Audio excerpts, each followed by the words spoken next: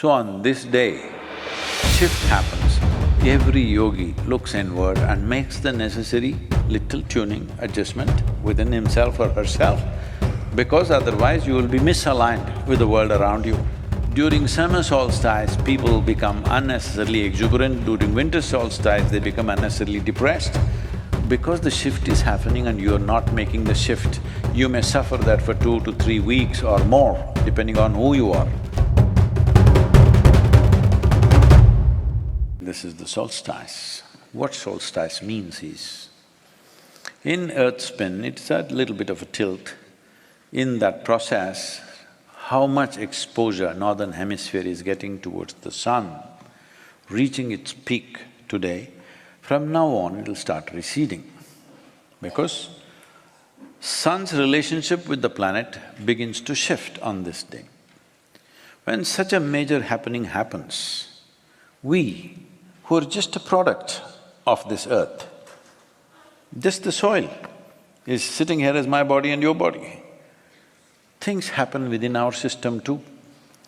Today, unfortunately, we have come to number systems, 30, 31 days is a month and this and that. We have forgotten when is it full moon, when is it new moon, when is it solstice, what is happening, when is different shifts that are happening in the planet, completely unaware. For that there is a price. Every other life is aware of this. The smallest creatures are aware of this. You must see, just go sit in a forest and watch how the ants behave on a full moon night. They're very different on that day. On new moon day, they behave differently.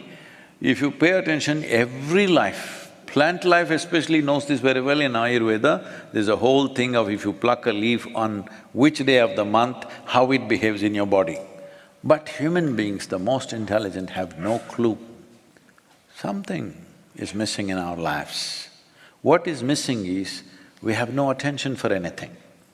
So this is the issue, this is the fundamental issue, that on a summer solstice, there are significant changes happening to the world, to the planet, especially northern hemisphere. In the winter solstice, because we are majority in northern hemisphere, we are calling it that way. Southern hemisphere will call that as summer solstice, of course. Changes are happening there much more. So on this day, shift happens. Every yogi looks inward and makes the necessary little tuning, adjustment within himself or herself, because otherwise you will be misaligned with the world around you. Not proper data, but there is a certain amount of data which shows during summer solstice, people become unnecessarily exuberant. During winter solstice, they become unnecessarily depressed.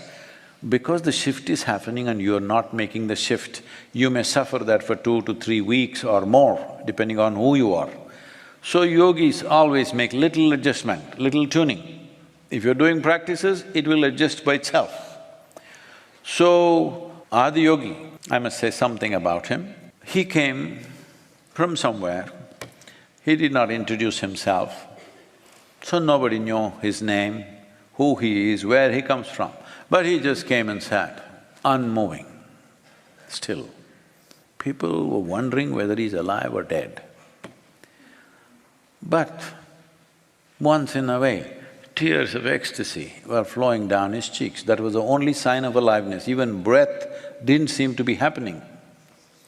So initially crowd gathered that he's going to do some magic. He did nothing, people all left. Only 7 people hung on, who were hardcore people, who realized something is happening here.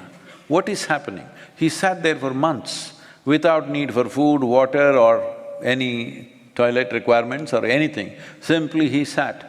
They realized he seems to have touched a dimension which is beyond his physicality. So they waited. Once in a way he got up and wildly danced, and again he sat down. So after long period of time, when this one solstice came, or that solstice happened to be a full moon night, so on the solstice day he turned south.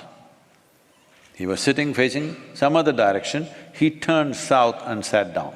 Because of that, For that position or that posture, Adiyogi is referred to as Dakshinamurti, that means one who turned south. Because the sun turned south, he turned south. At that time, he opened his eyes and looked around. Then these 7 people begged. And on that day, the first guru was born. He decided to transmit yoga to these first 7 people. So that is how yoga started. It's fantastic that the UN International Day of Yoga recognized this and made 21st of June, the solstice day, as the International Yoga Day. That's remarkable.